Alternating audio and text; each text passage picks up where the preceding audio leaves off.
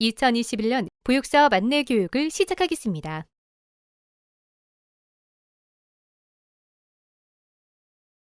(3차) 시 보육료 등 지원 강의를 시작하겠습니다. 안녕하세요. 보건복지부 보육사업기획과 이기욱 사무관입니다. 보육료에 대해서 설명드리겠습니다. 보육료 지원사업 개요에 대해 말씀드리겠습니다. 어린이집 이용 영유아에 대한 보육료 지원을 통해 부모의 자녀 양육 부담 경감 및 원활한 경제활동 도모를 목적으로 합니다. 영유아보육법 제34조에 근거하고 있으며 0-2세 보육료, 장애아 보육료, 연장 보육료, 그 밖의 연장형 보육료로 구성되어 있습니다. 2021년 예산은 3조 3,952억입니다. 다음은 보육료 지급 절차입니다. 우선 정부 지원 보육료는 어린이집에 다니는 만 0~5세 아동의 부모에게 지원되며 부모의 아이행복카드 결제를 통해 재원 아동의 출석 일수에 따라 어린이집에 지원됩니다. 11일 이상 출석 시 100%, 6에서 10일 출석 시 50%, 1에서 5일 출석 시 25%가 지원됩니다. 다음으로 기간 보육료는 정부 인건비 미지원 어린이집에 대해 만 0~2세, 장애아동 보육 시 지원되며 1일 이상 출석 시 전액 지원됩니다. 다음은 보육료 지원 단가입니다. 2021년 보육료는 전년 대비 0~2세 보육료 단가 평균 4% 인상, 장애아 보육료 5% 인상, 누리과정 보육료는 2만 원 인상되었습니다. 정부 지원 보육료 인상 단가 적용 시기는 0~2세와 장애아 반은 2021년 1월 1일부터이며 3에서 5세 누리과정의 경우 2021년 3월 1일부터입니다. 다음은 어린이집 보육료 결정 및 수납입니다.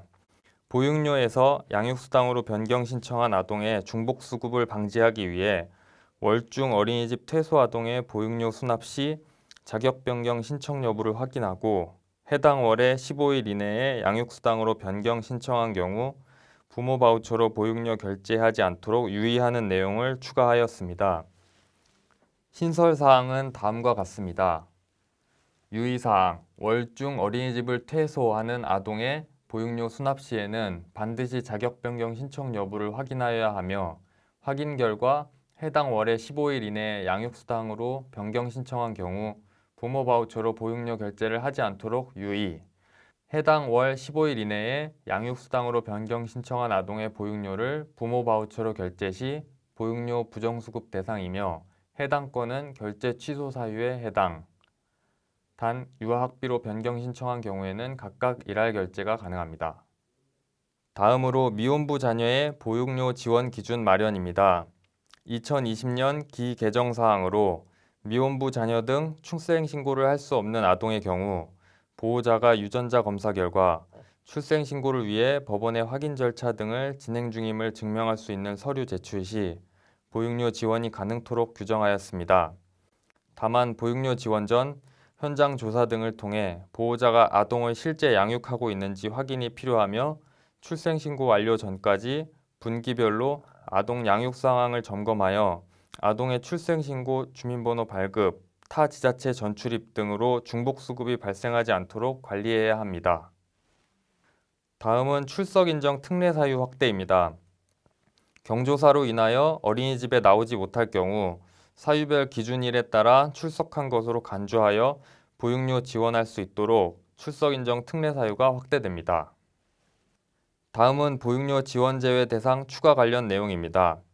2020년 개정된 사항으로 정기적으로 타 사설기관을 이용 후 오후에 등원한 아동은 보육료 지원 제외 대상으로 규정하였습니다. 다음은 기간보육료 지원 요건 명확화입니다. 기간보육료 지원 요건 중 재무회계 규칙에 의한 회계보고 이행의 판단 기준과 관련 거짓 또는 부정한 방법으로 보고한 경우에는 해당 기준을 충족한 것으로 볼 수 없음을 명확화하였습니다. 이상으로 보육료 관련 설명을 마치겠습니다. 감사합니다. 안녕하세요. 시간제 보육 사업에 대해 간략하게 설명드리겠습니다.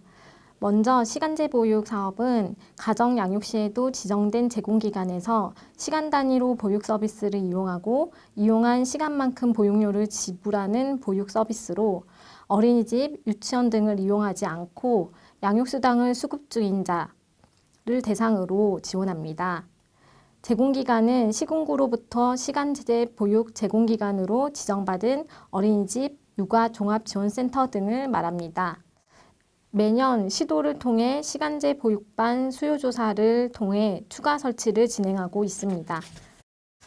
다음으로 사업 운영 체계를 보시겠습니다.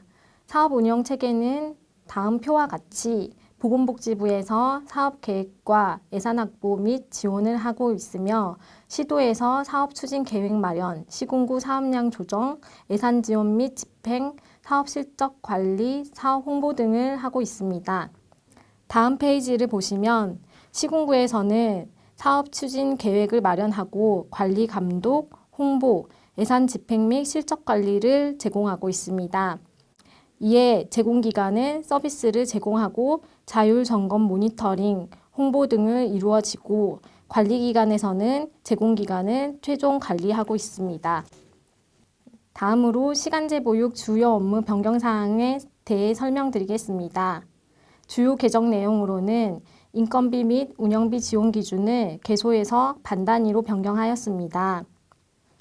관할 제공기간 10개 반까지는 기본 50만 원 지원, 이후 관할 제공기간 5개 반 단위로 5만 원 추가 지원으로 개소에서 반 단위로 지원금을 지원하게 되었습니다. 다음 페이지로 정원 및 교사대 영아 비율을 개선하였습니다. 기존의 기본 보육 정원 내 시간제 보육을 위한 3명 이상의 정원 확보 기준을 1개 반 기준 영아 3명 이상을 확보하도록 개정하였습니다. 이상으로 시간제 보육 사업의 주요 개정 내용을 말씀드렸습니다.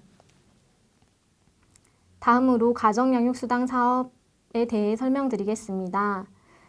가정양육수당 사업은 어린이집, 유치원, 종일제 아이돌봄 서비스 등을 이용하지 않고 가정에서 양육되는 영유아로서 초등학교 미취학 86개월 미만 정계층 아동에게 현금으로 지원하는 서비스입니다.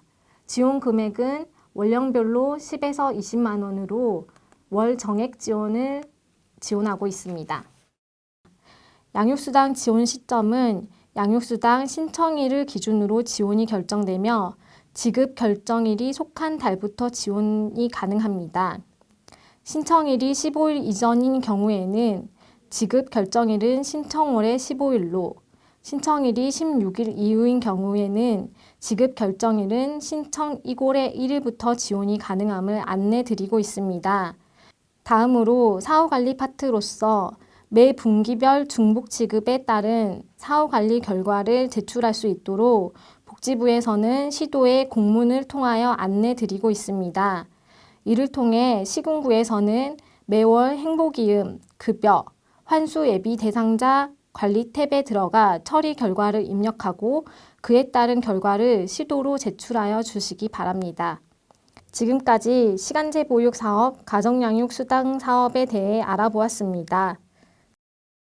이것으로 2021년 보육사업 안내 3차시 교육을 마치겠습니다. 감사합니다.